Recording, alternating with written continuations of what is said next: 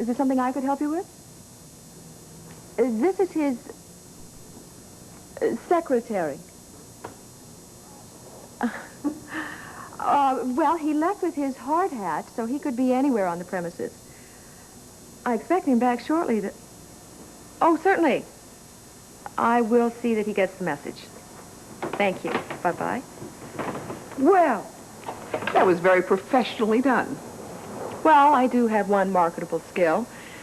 As long as people need secretaries, I guess I won't starve. Oh, I think you got a lot of skills. And I'd say one very valuable one is the ability to cheer yourself up. Think so? Yeah. When I called this morning, you were kind of blue. Now, look at you. In very good spirits.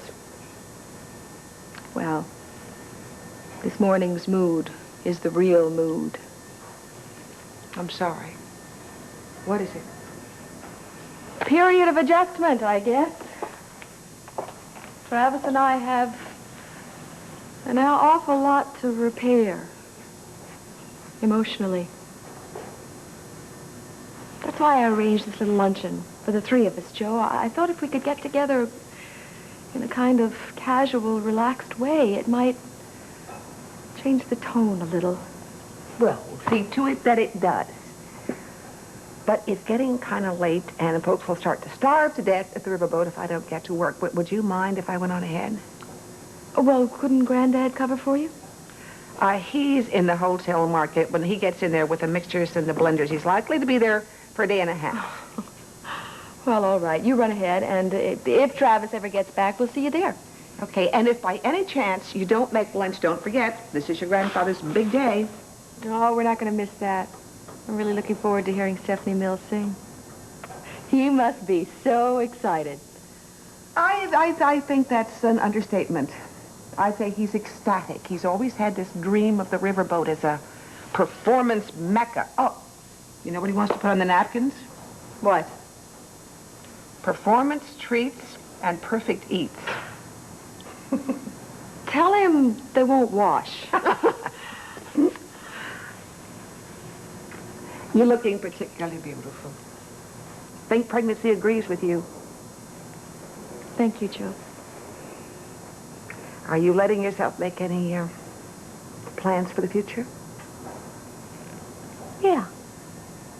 I'm just finishing the first trimester, and that's the tricky time. So I'm starting to get excited. So am I. I can't wait. Oh, Joe, isn't it always the way? The best and the worst come hand in hand. Everything is going to be fine. Now, you heard me say it, so it is. Well, I think that way most of the time. I just wish Travis and I could really enjoy the expectation of this baby the way we should be able to. With this trial ahead of us, it's a cloud hanging over her. Hello. Liza? Joanne?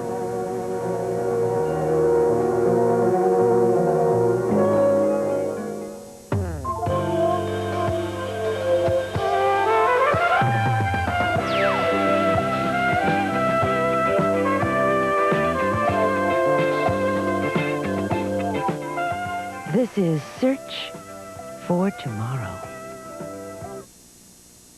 Get over the heart attack, will you? The reason I'm late is because I got a call from our friend Phillips. You did? What did he want? I don't know. The guy is crazy. He has me go down to a phone booth and wait for a second call. He's spooked about wiretaps or something. Well, what did he want to tell you? He wants to meet with you tonight. No, I got other plans. Well, maybe you ought to change your other plans. Have him call me if he wants to set up a meeting, all right? And you tell him I'm not about to go running down the road looking for phone booths either. I wouldn't wise-mouth this guy if I were you, Warren. He's playing hardball here, you know what I mean? Okay, fine. So let him call me and ask me politely for a meeting. Maybe I'll arrange something at my convenience. What is it you've got to do to make some meeting inconvenient? I'm going to go to the riverboat tonight for a show. Oh, yeah? And what show is that? Stephanie Mills is singing. Stephanie Mills. Stephanie Mills really turns me on. In fact, I even had a Stephanie Mills album. but I left it on the back window of my car going to some airport. And when I got back 2 weeks later, the sun had turned it into a potato chip. Tough break. Yeah, I know, but who cares? I'm going to see her in person. Sorry, you're going to Canada tonight. Canada? I love Canada. I love ice hockey. Okay, listen carefully. You gas up the car and you drive to Toronto. You can arrive there tonight or tomorrow morning, whichever's best for you, but you be there to meet a man named Winslow at 10 a.m. Winslow at 10 a.m. Where? At the St. George subway station. St. George subway station. Okay, I'll find that. How do I identify this guy, Winslow? He's going to be wearing a green ski cap and a little smile button on his lapel. Huh, that's nice. Okay, and you're going to be wearing this. Have a nice day. I will. All right. And you're going to give him this. What? What? Laundry. $100,000 worth of dirty money. He's going to give you 100 gold maple leaf coins. Okay, fine. Let me ask you one thing. Why are we going through all this trouble to only wash 100 grand? Test run. If Winslow takes care of this transaction, we'll up the ante next time. Oh, well, that makes sense. Also, these gold coins, how much is each one worth? $400 to $500 apiece. $400 to $500 apiece. That's about $50,000. 50. That's like 50 cents on a dollar. Yeah, it's about as best as we can do in the market. We could go to Europe, but the customs problem's a lot more dangerous. Oh, I see what you mean. Well, okay. What do I do now? Go home. Get ready. Phillips is calling you back, right? Yeah, in about an hour. Take the call, and then split. Okay. You understand everything? I got it. Oh, by the way, does this mean that we're working together again? Like on a permanent basis? I said this was a test run for Winslow, right? Yeah. Well, it's a test run for you, too. If everything goes smooth, I'll take your job application under consideration. Well, okay.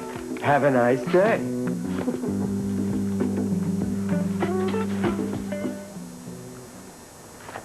I'm sorry. I didn't know anyone was in here. Oh, well, we're just waiting for Travis. He should be here any minute. Well, I'll leave this on his desk for him. How are you feeling? That color looks so uncomfortable. Oh, I'm fine. Doctor says I'll be out of it in a couple of weeks. What happened? Did you fall? No, I was in an automobile accident in Houston. I went there to apply for a position at the Space Center. Oh, well, that sounds like very exciting work. Yeah, I hope so. And luckily, I did get the job. I start in June. Well, congratulations. Say, it's getting later and later. I've got to go. Would you like to walk out to my car with me? No, Joe, thank you. I want to stay and speak to Aja. Well, I think I'll run along then. Bye.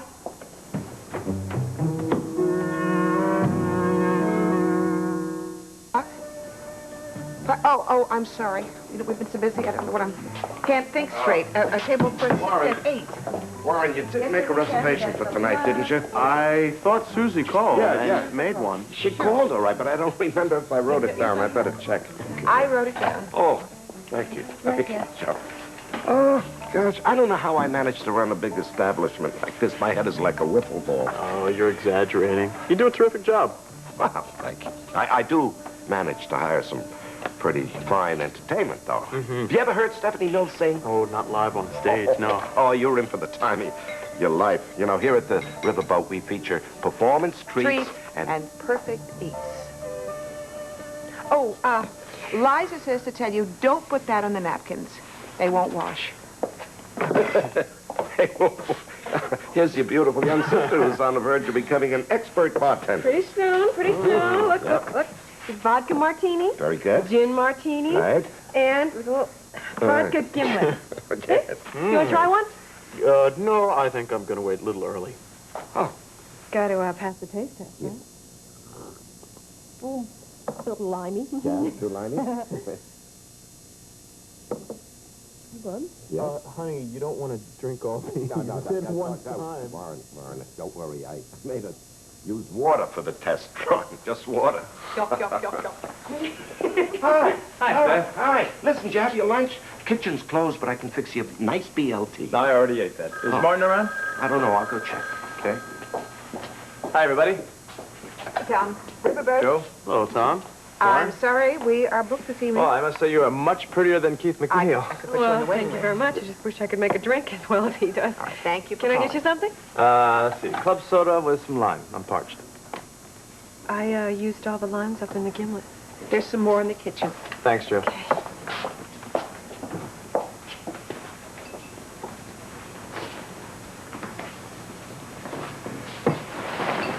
I don't like the way he was looking at you.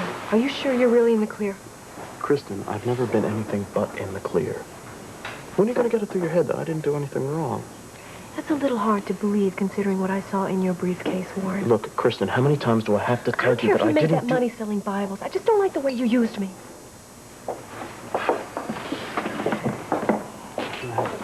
No. One lime for your parched son. Oh, yes. Thank you very much. Got it.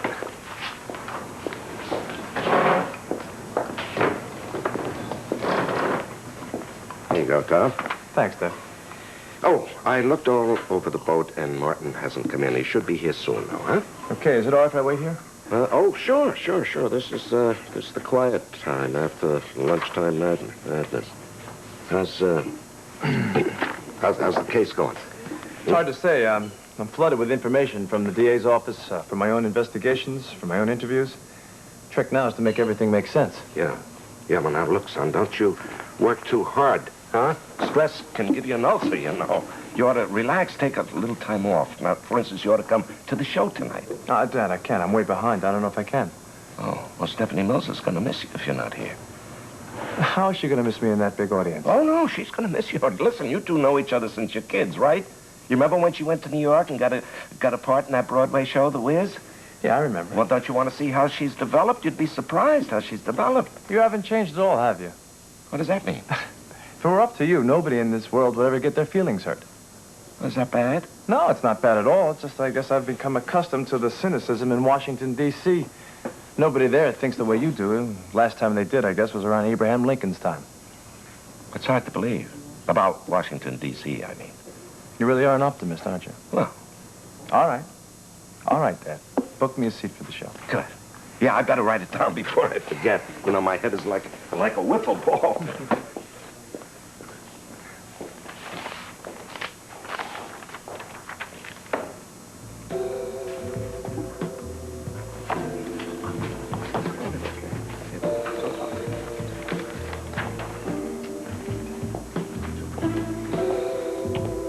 Well, good seeing you again, Tom. Same here.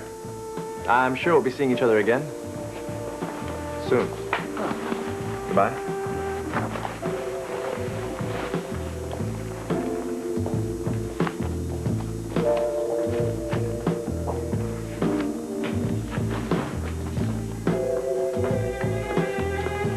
Martin, can I ask you some questions?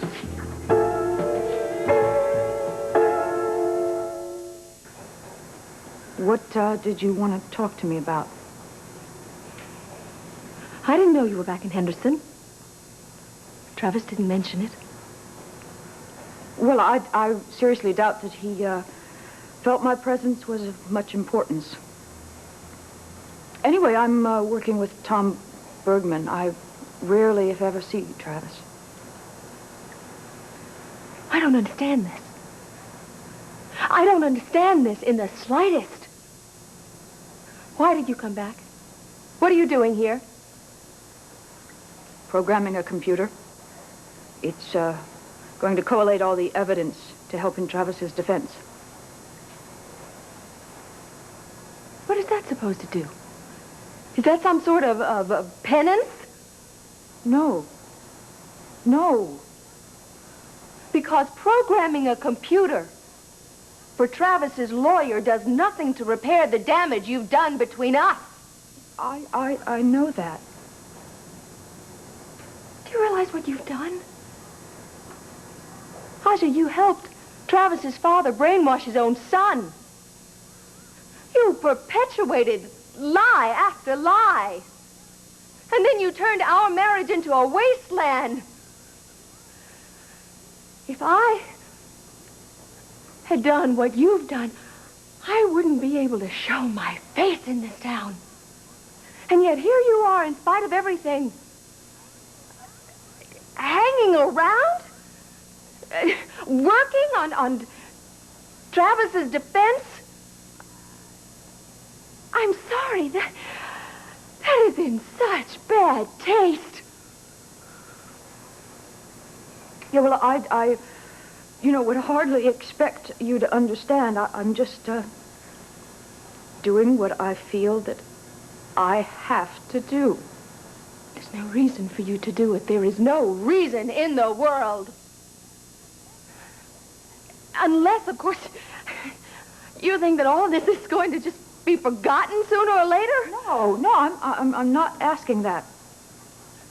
Try as I might to forgive Travis's father for what he did to us. I can't. I don't think I would ever be able to forgive you. I know I can't forget it. Hardly asking you to forget it. I mean, hate me, go ahead. I mean, that's exactly what I expected. But you could never hate me as much as I hate myself. This conversation is getting us nowhere. Because what I have done is so repulsive, I wish I were the one dead rather than Rusty. Why? Aja, why did you do it?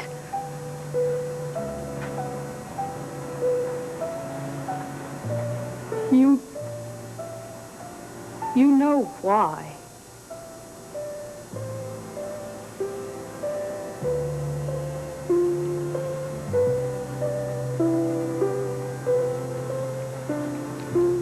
Liza, I have always felt that the only thing I had to offer other people was my integrity. You see, that's all gone now. So when I offer my skills to help Travis, it's not an attempt to atone. It's because that's all I have left to offer.